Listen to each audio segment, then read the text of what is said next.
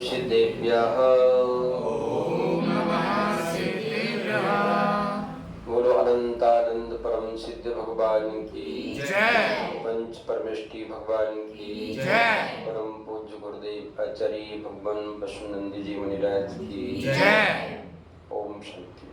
बोलो मुनि श्री जिनानंद जी महाराज की जय।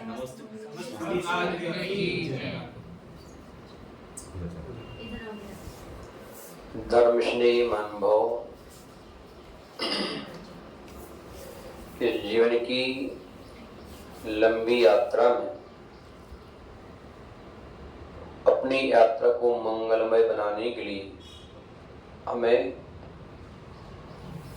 अपनी बाहरी वैभव पर, राज पर, संपत्ति पर गरूर नहीं करना चाहिए,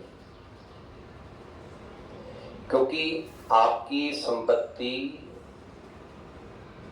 की जो कीमत है ज्यादा नहीं, बहुत कम है। कितनी कम है? आचार्य भगवंत ने कहा, यदि एक जीव की रक्षा जो कर लेता है उसको सुमेरु पर्वत के बराबर दान करने का फल मिलता है। क्या मिलता है? और किसी एक जीव की रक्षा करने के लिए आपके लिए थोड़ा सा प्रमाद रहित होना पड़ता है, जागृत होना पड़ता है। धर्मस्नेह महानुभाव, यदि हम किसी एक जीव की रक्षा करके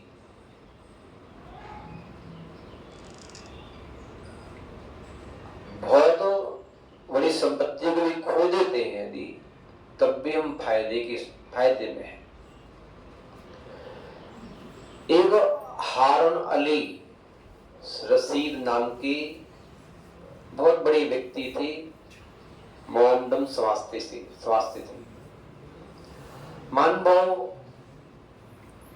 वे सज्जन थे, सुशील थे, लेकिन होता क्या है, गद्दी पर आने के बाद में गद्दी का नशा जो कुछ और ही होता है। कितना ही सज्जन व्यक्ति हो, जब उस गद्दी पर आके बैठता है तो वो भी वैसा ही हो जाता है। धर्मस्नेही महानुभाव, उन महाशय जी का मिलन एक बार औलिया अली आबू से नाम की कोई महात्मा थे, उनसे उनका मिलना होगा। दर्शन की वार्ताएं हुई और उनकी आवभगत करने के उपरांत जब उन महाशय जी ने अपने गुरुजी से पूछा, गुरुजी हमारे लिए कुछ जीवन जीने के सूत्र बताओ। राज तो प्राप्त कर लिया है, संपत्ति भी प्राप्त कर ली, लेकिन इस राज्य को प्राप्त करके, संपत्ति को प्राप्त करके, अधिकारों को प्राप्त करके इनका उपयोग कैसे करें? क्योंकि जब तक उपयोग करना नहीं आता तब तक हमारे लिए वो वस्तुएं, वो व्यक्ति, वो उन्नति, वो पद, वो अधिकार आपको हानिकारक भी हो सकते हैं। महानुभाव, जो गुरुजन होते हैं उनको उनका शिक्षा देने का जो सलीका होता है, तरीका होता है, कुछ अलग ही होता है। उन्होंने उन महाशय जी से पूछा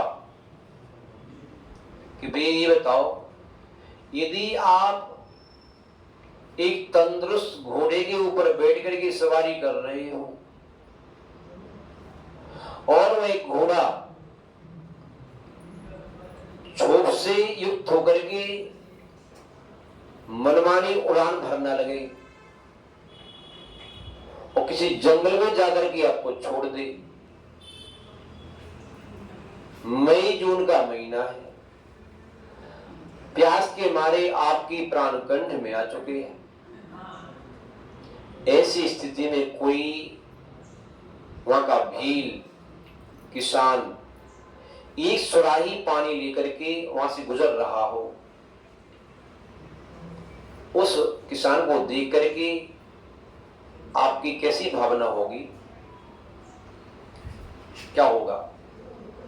आपको लगेगा कि किसी भी कीमत पर मुझे ये पानी दे दे,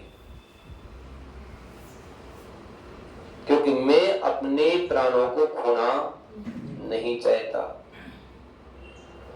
तो आप उसके पास जाओगे, क्या वही आपके पास आएगा? है? बताओ, आप जाओगे, क्योंकि प्यासा व्यक्ति ही कुआं के पास जाता है। जितनी जोर से प्यास होती है, प्यासा व्यक्ति कभी शांति से बैठता नहीं है जब तक प्यास न बुझ जाए। ऐसी जिसको जिसकी प्यास होती है उसको पाकर के ही उसे संतुष्टि होती है। धर्मस्नेही महानुभाव, संत महात्मा जी ने कहा, यदि आप उसके पास पहुंच गए तो आपने उससे पानी मांगा, और पानी मांगने के बाद में उसने अपनी बात रख दी कि पानी तो मैं आपको पिला दूंगा, लेकिन ध्यान रखिएगा, इस एक सुराही पानी के बदले में आपका आधा राज्य लूंगा। क्या आप तैयार हैं? तो क्या आप उसको अपना आधा राज्य दे देंगे? उस राजा ने कहा, बेशक आधा राज्य उसको दे देंगे। क्यों क्यों दे दोगे? क्योंकि जो हमारे प्राण ही चले जाएंगे तो फिर इस राज्य का क्या होगा? इस पृथ्वी पर प्राण सबसे अधिक प्रिय होते हैं, सबसे अधिक कीमती होते हैं। हम जो है सब कुछ खो करके जीवन की रक्षा तो करते हैं, लेकिन जीवन देकर के सब कुछ की रक्षा करना हमारी बुद्धिमानी नहीं। धर्मस्नेही महानुभाव, आपकी यात्रा भी अधूरी, आगे और बढ़ना है। पानी पीने को मिल गया, आधा राज दे दिया आपने, आधा राज बचा आपके पास। आगे चले, आपका कस्बा बहुत दूर था, रास्ते में भूख आपके ऊपर हावी हो गई, आपका पेट से लगा जा रहा है, प्राण निकलने तैयार है। ऐसे में कोई व्यक्ति भोजन की थाली लेके आ रहा है, क्या मन करेगा आपका? भोजन मिलना चाहिए, और भोजन तो मिलना चाहिए, किसी भी कीमत पर मिलना चाहिए। भूख जब लगती है तो प्राणी कीमत नहीं देखता है।